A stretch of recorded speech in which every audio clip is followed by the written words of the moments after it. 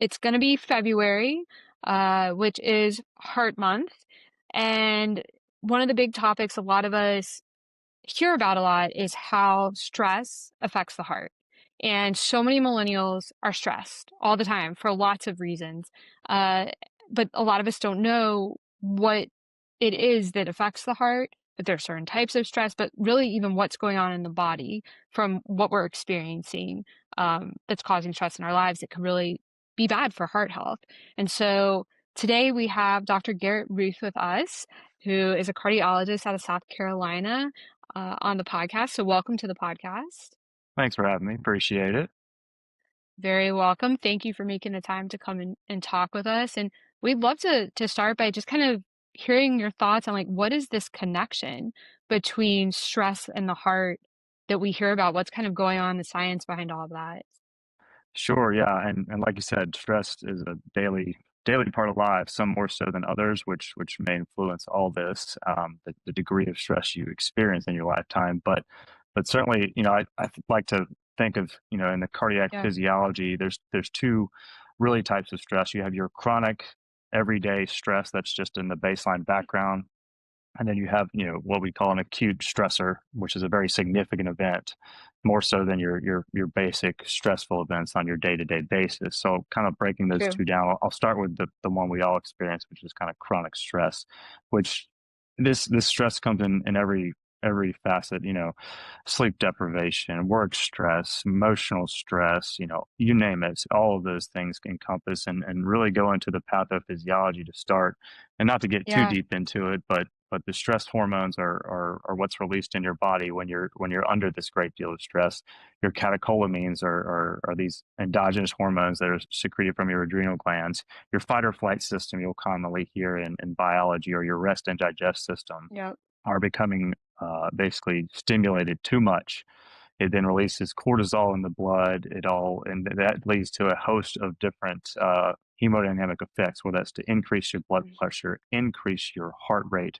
Your same thing as the same course as the adrenaline that you'll talk about, and that's what's released Sure. in a steady state over the course of time, and that leads to multiple changes, not just related to the heart, but in regards to the heart. Again, back to the blood pressure, blood Yep. sugar goes up. That in turn leads to cholesterol and triglycerides intake. So we're talking about, again, chronic. So over the course of months Mhm. to years, that's increasing inflammation, and it's increasing Uh, your cholesterol levels, plaque deposition, you name it, which in turn then wow. brings to all the problems that one would expect that you develop in your 30s, 40s, 50s, and so on, and progressive coronary disease, and all the things that come in between. So that cortisol level, that baseline stress, um, comes in many fashion, but it all leads to the same thing at the end of the day with that increase in stress hormones. Um, but then Wow, then that's the a Yeah, lot sorry. to think about. I was going to say, just stop you for a second. That's so much. I think we don't realize that all of this is going on during, as we're experiencing this over time, which so many people do, to your point. That's a lot that can happen. Yeah, and again, like you said, it starts. Stress starts in when you're a kid, and it goes on up Yep. and up and so forth. So managing that on a day-to-day basis is very important, and because it can lead to adverse outcomes as you get older, and we see it firsthand. But then talking about the more acute stressors, Hmm. um, you know, which are obviously more hopefully rare for most people, but Yep. they can actually lead to traumatic events or whatnot, can lead to plaque rupture events inside the heart, and that can lead to an Mm. acute heart attack. It's rare, but it certainly happens. Your blood pressure Sure. rises acutely, and then that puts shear wall stress on the arteries of the heart, and it can lead to a tear in the inner lining of the heart, and then you're coming in with a major heart attack. We see that from time to time. And then Wow. even in outside of the blockages and heart attacks, it can induce electrical problems in the heart. Arrhythmias can come out. We see that very commonly. Somebody's under a great deal of stress for whatever reason, and the most Mm. common abnormal heart rhythm is atrial fibrillation, and people Yep. come to the hospital after that, and we see that very commonly in the acute stressors, that provoke these various problems to come out all of a sudden. Wow. And I think it's really interesting for us at this age to think about. that this can happen to us because of the amount of stress we're under. This is not something that's a 50 and over thing. This is something that can affect us. And when you're talking about, as far as acute stressors, one of the things that really makes me think about not only our millennials who are parents, who have different things that can happen with their kids, but also we have such a rise in the number of millennials who are caregivers to Oh parents yeah. or to older Yeah. adults, like astronomical compared to any other generation. And so it's making me think about that very much. I had something recently with one of my parents who ended up in the ER. And so it's Sure. making me think about that. And I was one who was there, you know, for many hours with all of that, and they're okay, thankfully. But I'm sure my blood pressure and my heart rate was rising Oh, even though I wasn't the patient. So yeah. Yeah. 100%. And if you think of that happening, back to the chronic, if that's happening all the Yeah. time, or you're always Yeah. stressed, your blood pressure's up, your heart rate's up, the inflammation is up in your body, and that leads to all these things that we don't want to have happen as you age, for sure. So definitely. And I think, on the other side of the fact that we are experiencing so many different types of stress these days, there's also, we're very fortunate there are all these different wellness practices that can help with that. And so that's one thing I'm curious about. We talk about, like, tell people go do yoga, go do meditation, do these things, Yeah. with some of your patients, and especially, those in this age group of people, do you find those are helpful things to try and prioritize, um, it to reduce stress? 100%, and it's a multidisciplinary approach. It's not just Sure. one thing, I would say, and it's really catered to the person. Yoga, Oh, yeah. just meditation. Certainly exercise. Exercise. It just depends on the person, really. And I've had various people try various different things, and they work with their primary cares as well if it gets Mhm, overwhelming to the point. Psychiatry, psychologist, and just mhm. every person has a different approach on how they deal with stress, and some may work for others that don't work as well for others, and just kind of catering and figuring out what's best for you to achieve that is kind of what we'll always talk about in our various visits in clinic. That's really good to hear because I think one of our biggest struggles is we know we have something that we should deal with because there can be long-term consequences, but with people's schedules and a very full plate, it's hard to make time for that. And so That's knowing for how sure. significant, and I know you know this firsthand, so being able to know and to hear this from you that it does help and how important it is, to take and reduce your stress and try different ways of doing that for the And heart is mental, really yeah, helpful. 100%. And mental health used Yeah. to be somewhat of a stigma, 10 years Yeah. ago, but and thankfully, as of recently, that is less a stigma, at least in my view. There's still things Absolutely. that go along with it, but at least now we are now identifying this as, yeah, it's okay to go Yeah. to a psychologist. It's okay Yes. to take a rest day, a mental day if you can. It's certainly okay, and it's advised in these situations. So it's at least that's becoming more of the norm these days, I would say. Absolutely. And I very much credit our generation with that because Yeah, there's people are very open to talking about that. Uh, I know we've had multiple YMyHealth contributors who've told us how effective, going for therapy has been for them, and in addition to also making time every day to meditate or sure. several times a week to do yoga, and that they needed that combination of all of that to be able to reduce their stress. And I think so many people do. And it's very interesting that of all days there happens to be a new study that came out today that we're going to talk about as well. I know it's like they knew that we were going to be recording this episode, and it comes from the Journal of the American Heart Association, and you can't get much better than that. And when it comes to the heart, Uh, yeah, exactly, very reliable resource to say the least. And so this study, and we can put a link to the study in the yeah, show notes, definitely for people to check out. The title of it is Cardiovascular Reactivity to Mental Stress and Adverse Cardiovascular Outcomes in Patients with Coronary Artery Disease.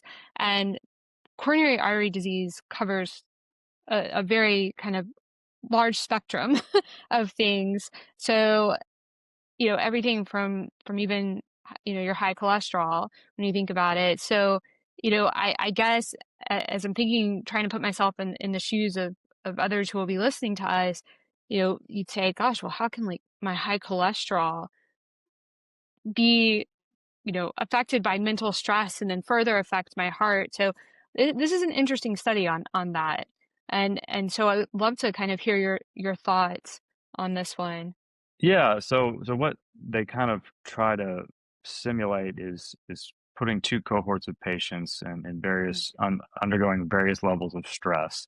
They all have this diagnosis, like you said, of coronary artery disease, which again is a very broad definition, but they've at some point been diagnosed with a heart attack, or they've been diagnosed with medical coronary disease by imaging or some way. mm, And not to go in the deep pathophysiology of it, but the endothelium of the vascular tissue in your body, most notably, we're talking about the heart, which is the inner lining of the of vessels of the heart that provide your heart with blood, play a mm. very significant role in all of this. And that's what Yeah. they're testing is the vasoreactivity and how it responds to stress. They try to put a blood pressure cuff basically on these various patients after undergoing some mental stress, and then they basically inflate that blood pressure cuff up, and then they Hmm. deflate it. And using ultrasound, they're actually able to measure how much of vasodilation, or what we just widening of the arteries, occurs thereafter. And that's under Mm. various mechanisms of all these things that I won't get into in the biochemical pathway. But Yeah. it's a degree of how well our heart responds to stress, So and stress. how the endothelium does. And that also translates to inflammation, and inflammation Yeah. is one of the heavy roles that we play here. So then they go in on about and they measure what happens to them in 4 or 5, 6 years. I forget the exact length of the trial, but Sure. they're able to say that those people who were under great deals of stress and their vasoreactivity was poor by that ultrasound study, they have had Mm. decreased or increased risk of major cardiovascular events, which encompasses stroke, heart attack, and certainly mortality of death. So, and they have a pretty good correlation. It's a small sample study, but at least as Sure. far as their information is concerned and their data, there's some one-to-one correlation of their adverse outcomes moving forward. So it's an interesting study. There's a lot of nuances that would have to be really teed out to fully associate, but at least this gives us a view on, hey, Yeah. we have data here that tells us that when we put these people under stress and we see how their body Yeah. responds to it, the people who respond poorly clearly have a one-to-one of correlate bad outcome moving forward. So it kind of just solidifies what we already kind of assume, but it just Yeah. gives us an Yeah. objective finding. So interesting study. No, absolutely. It really is because it really makes us think about how much the coronary artery disease matters in relation to stress, like how much stress actually can affect it, even with it being, I agree, with being a smaller sample size, but still pretty, I mean, there were, I'm looking again right now here, there were about 629 patients. Hmm. Now that's not thousands and thousands of people, No, right, everyone, but it's still a nice number to be able to say, like, this is very interesting finding, and something to think about. And so I think for a lot of this is very helpful to oh yeah, hear because there's, I guess, the idea sometimes, especially in this area, is is that this idea of stress and this organ that's this incredibly important organ, but organ nonetheless, that is in your yeah, body, is so abstract, right. right, for a lot of people. And so I think this, between everything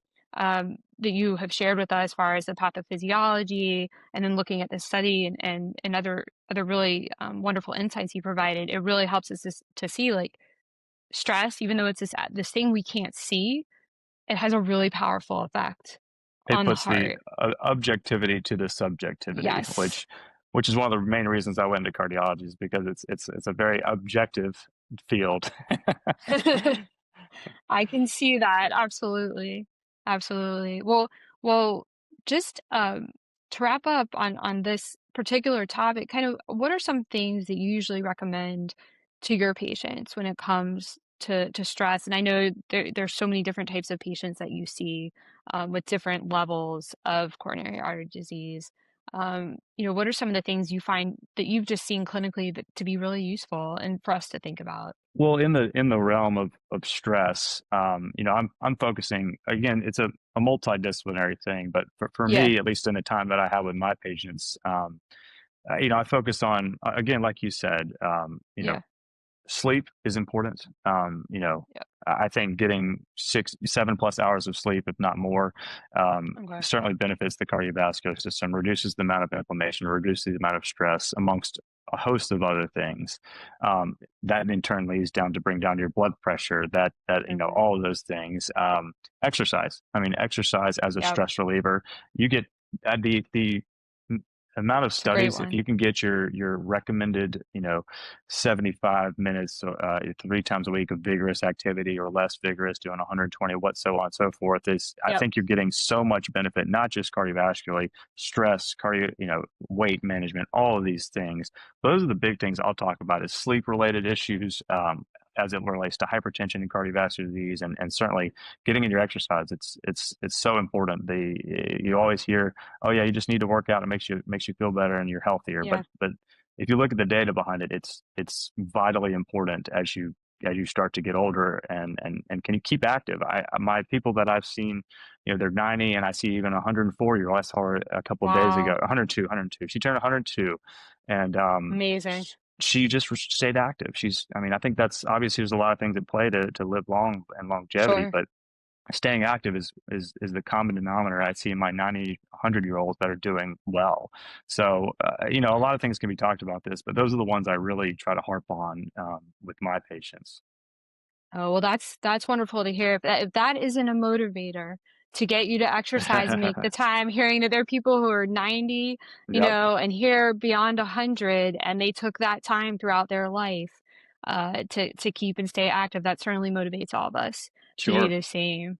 Well, thank you so much for taking the time and sharing all this very, very helpful information with us. of course.